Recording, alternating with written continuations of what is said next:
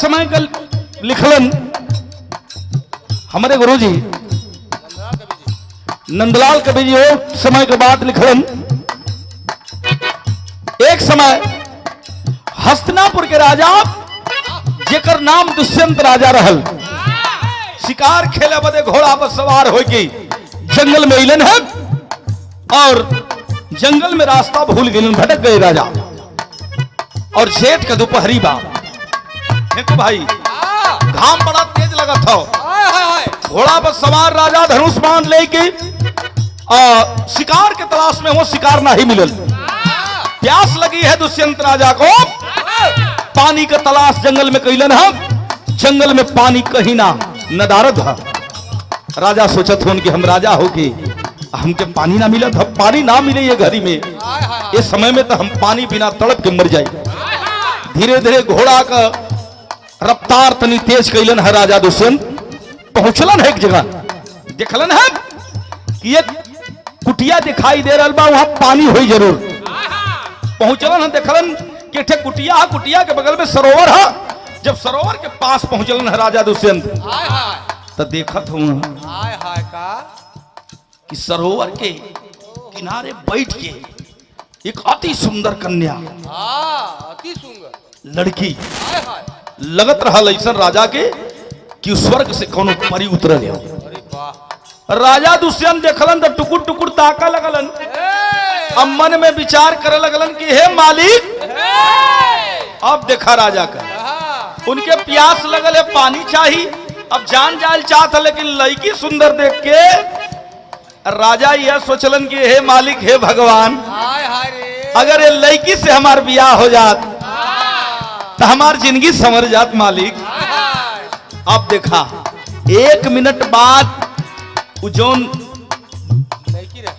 लड़की रहल, वो लड़की का नाम कहा शकुंतला। शकुंतला घड़ा में पानी भर के जो ही कमर में पकड़ के मटका के चलल है। देखत कि हमरे सामने सुंदर राजकुमार के हुआ घोड़ा पर सवार, तो हर लड़की का तमन्ना होले, हर लड़की का तमन्ना होले कि हमार दुल्हा खूब बढ़िया मिले, हमार राजा इनके जैसन पियक्कड़ न मिले। अच्छा तमन्ना होले कि हमार दुल्हा हमारे मांगी का सिंदूर हमारे मन माफित मिले। जवन बतिया राजा दुष्यंत सोचत रहना, वह बतिया वो लड़की शकुंतला सोचे लगल कि हे मालिक, हे भगवान, अगर ये घोड़ा पर सवार हो कोनो राजकुमार लगत हो, इनसे हमार ब्याह हो जात तो हम धन्य हो जाए।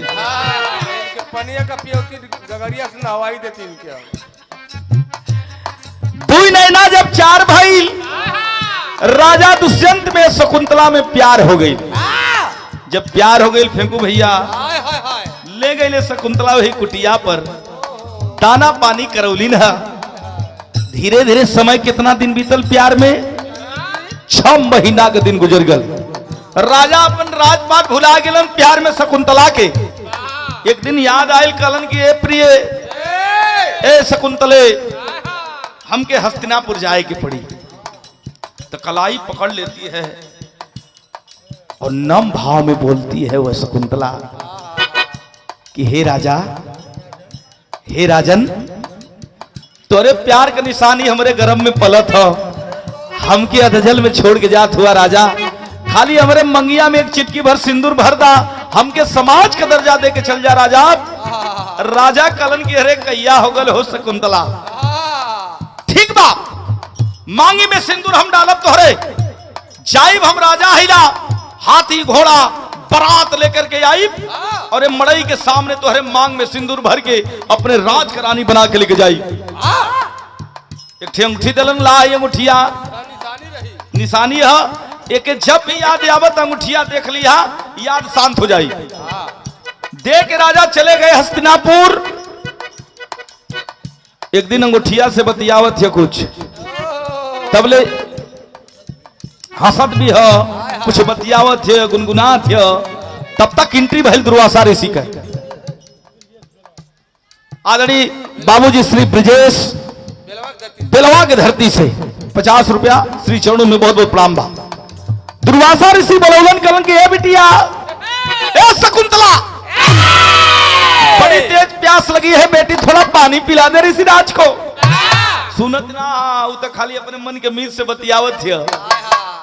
राजा कही आई बा, सिंदूर डलवाया के बड़ा दुष्प्रवृत्ति कर रहलन। दुर्वासा ऋषि गुस्सैल रहलन, कल हमारी ओर देखती ना, तीनों लोग का देवी देवता हमसे थर्रालन। भाई लड़की का जात हमार बतिया ना सुनत या, कलन की जात जेकरे याद में महर्षि का तू अपमान कली ना लड़की, जात तो केहू भूल जाई।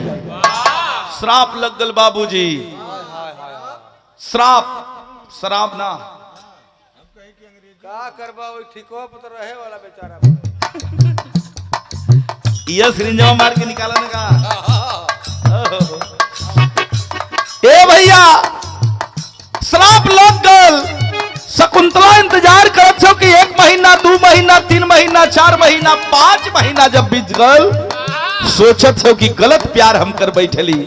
हे मालिक, हमके प्यार ना करे के चाहत रहल, हई प्यार का निशानी बाहर आई तो हमके समाज कलो बाहर कर दी, दुत्कार दी। हे मल मैं अब हम चलब अपन हक मांग हस्तिनापुर। चलल है असापत अबला शकुंतला चली है राज दरबार में, बड़ी भीड़ हो। सिंहासन पर बैठे हैं दुष्यंत राजा, तो भूल गए हैं।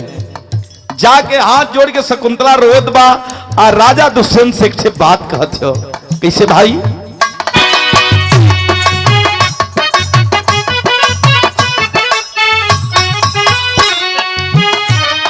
राजा और कहते कि हे राजा, हमरा के भुला गिला, काहे भुला गिला? कैसे कहत बा?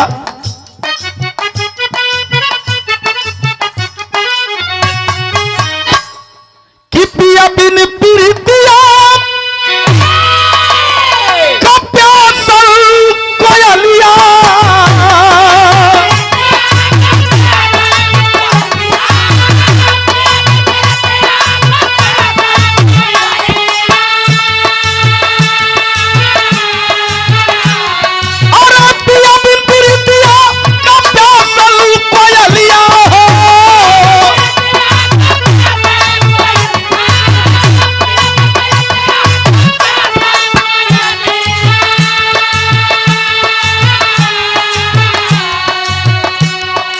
दुष्यंत जी के दुआरी, अरे दुष्यंत जी के दुआरी, बेचारी समैया कमारल, रोई रोई शकुंतला पुकारी हो, बेचारी समैया कमारल, समैया कमारल।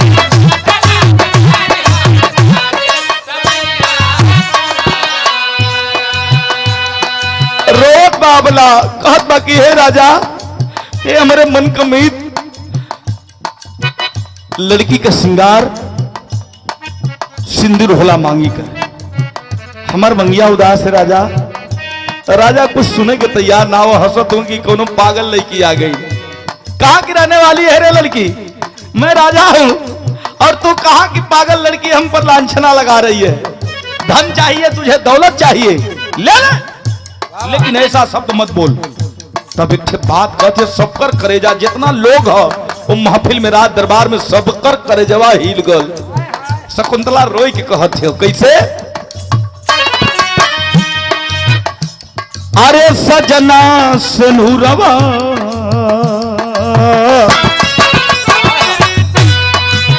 अरे सनूरवा,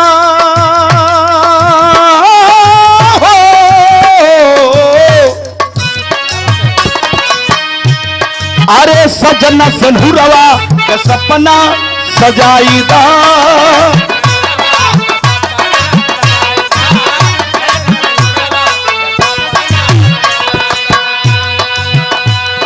राजा इतने ना, अपने चरनिया कदासी बनाईला हो।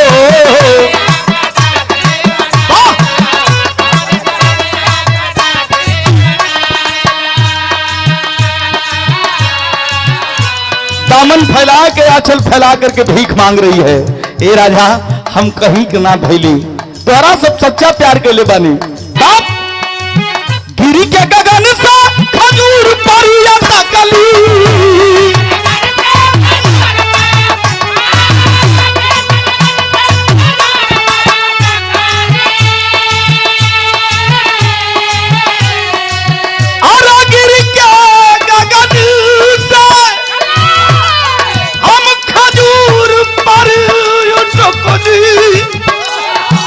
अरे अधे जल में नैया हमारी, अरे अधे जल में नैया हमारी, बेचारी समैया कमार, अरे लिहाना सुधिया हमारी हो बेचारी समैया कमारल।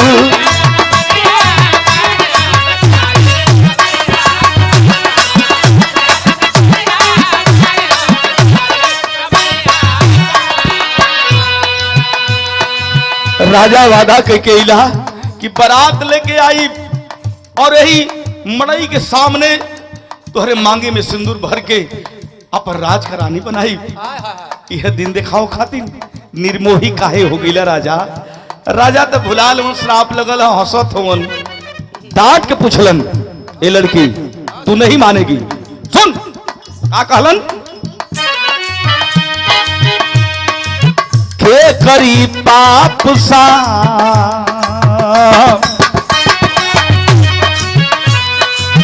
केकर पाप लेके आयल हूँ, के करी पाप साफ साफ बलावा,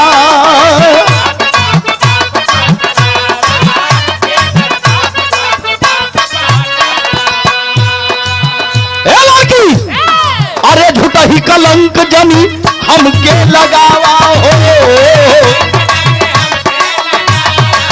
झूठा ही कलंक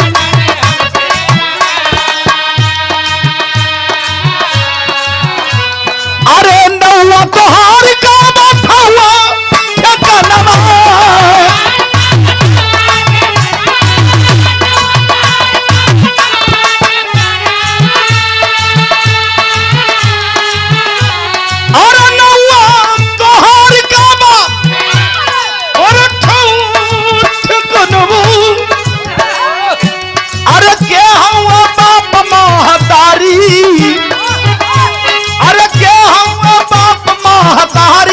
बेचारी समैया कमारल, अरे बोला चमनिया सवारी हो बेचारी समैया कमारल।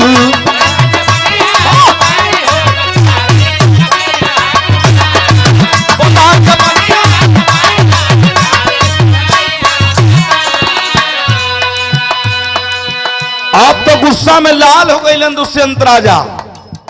मंत्री के कहलन कि ये धन के लालच में हमको लांछना लगा रही है राजा को, और इसके आंचल में कुछ सोना चांदी डाल दो और बाहर कर दो इसको, पता न कहां से चली आती है सब।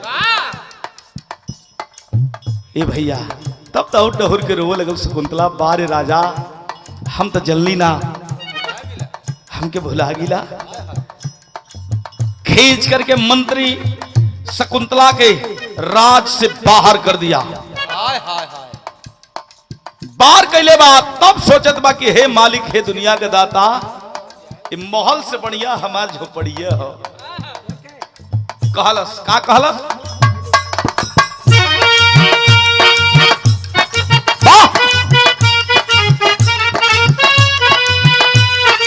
चल देती है शकुंतला आई झोपड़िया में महलन की नानी,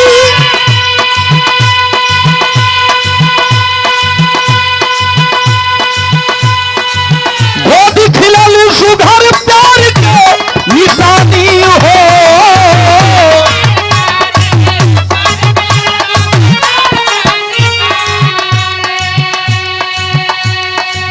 खरूस जी का है पाई के दुलारवा,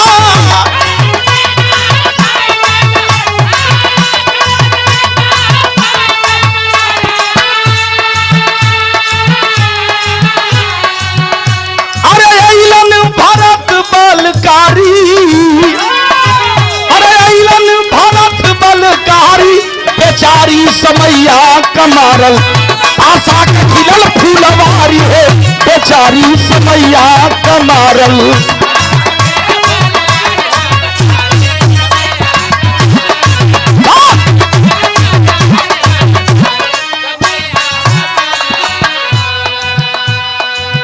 हस्तिनापुर से निकली है रोती हुई बिलखती हुई असापत अबला। कहा जाता है मेरे बाबूजी, हाय अबला तेरी यही कहानी, आंचल में दूध आंखों में पानी।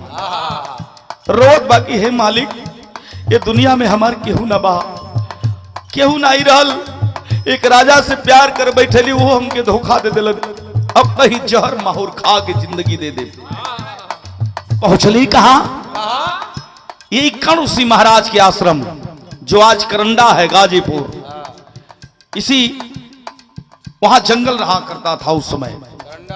करंडा जो आज है कणुसी महाराज, उन्हीं के नाम से आज करंडा है।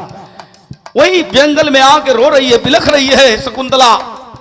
क्रंदन सुन करके ऋषिराज घबरा गए कि अरे इस घनघोर जंगल में एक बेटी की रुआई सुनाई दे रही है, ये दुख भरी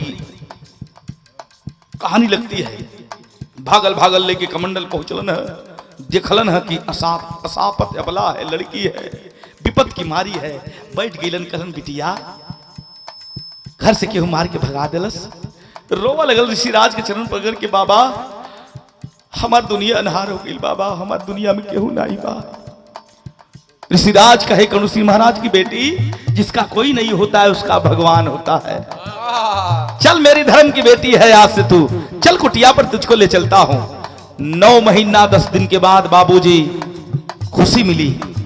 9 महीना 10 दिन के बाद शकुंतला के गर्भ से प्यार की निशानी बाहर आया और वह पुत्र रत्न के प्राप्ति होती है। कौनसी महाराज वो लड़का का नामकरण कैलन कि अरे बेटिया बड़ा तेज है, आज मैं इस बेटा का नामकरण कर रहा हूं भरत, और इस आर्यावर्त का नाम इसी बेटे के नाम भरत के नाम से भारत पड़ेगा। और दाहिने भुजा में काला धागा बांधलन, कलन जंगली जीव जंतु अन्य प्राणी से रक्षा हेतु मैं काला धागा बांध देता हूं, और केहू स्पर्श करी गंदी नीयत से तो जल के भस्म हो जाएगी। लेकिन याद रहे बेटी, इसके खानदान का, इसके परिवार का जो स्पर्श करेगा वो जल करके भस्म नहीं होगा। कहा जाता है समय, कवि जी, समय किसी को नहीं छोड़ा, चाहे इंसान हो चाहे भगवान हो, चाहे बेईमान हो। हाँ चाहे बेईमान हो, समय केहू के ना छोड़लस। देखा एक दिन राजा दुष्यंत फिर मन बनौलन कि चलब शिकार खेले।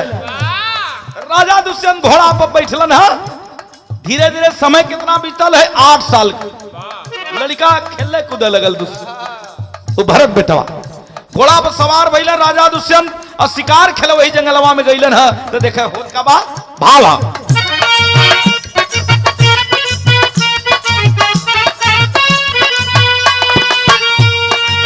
एक दिन दुष्यंत घूमत आइल मीर जमानावा,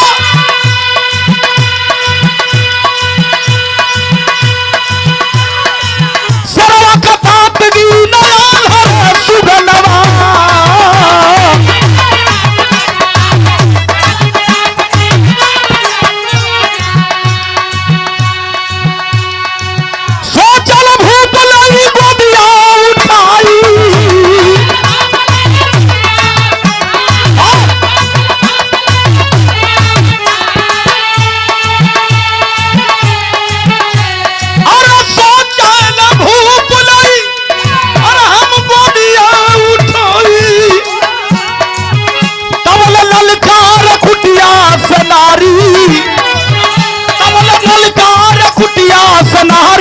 बेचारी समैया कमारल, अली मिलनवा कबारी हो बेचारी समैया कमारल।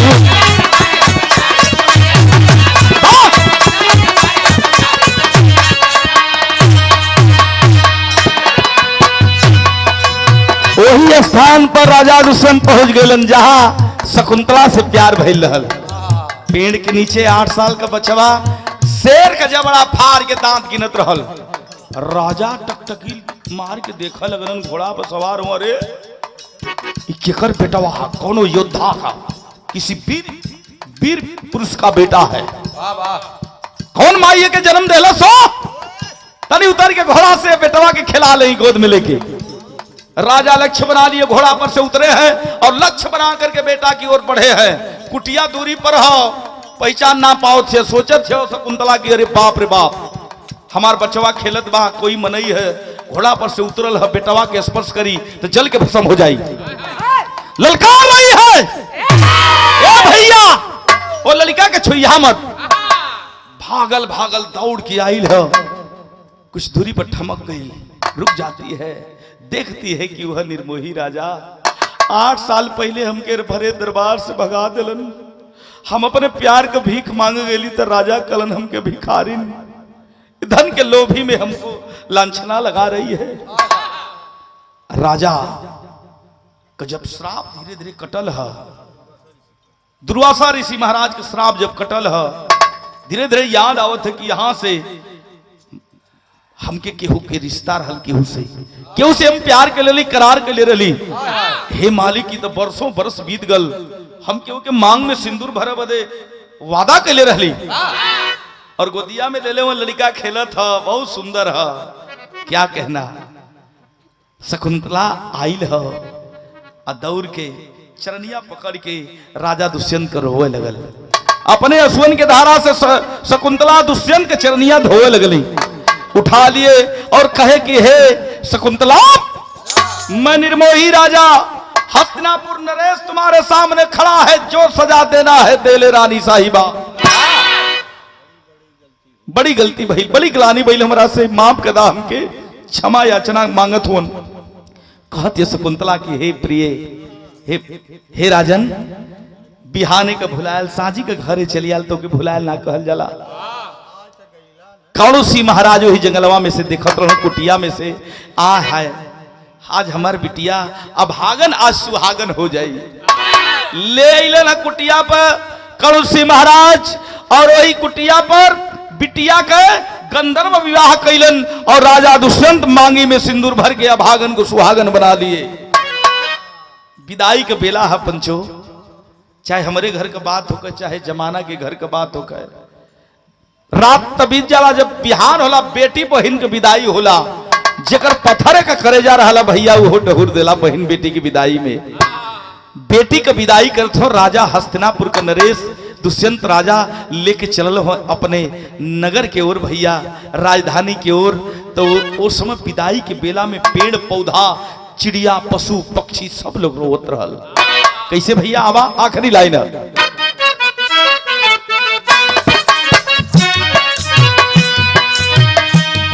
अरे भैली विदाई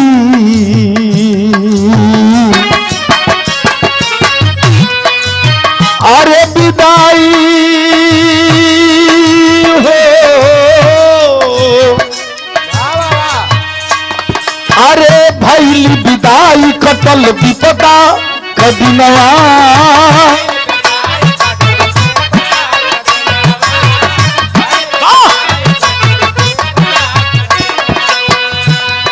अरे प्यारे लाल चंद्रिका भी हंस गई मनवा हो।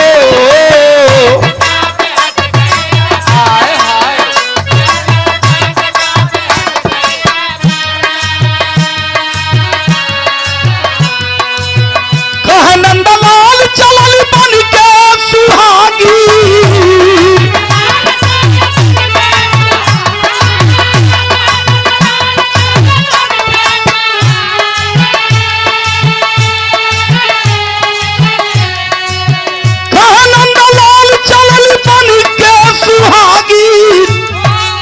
बिछुड़ल बलमुआ के द्वारी,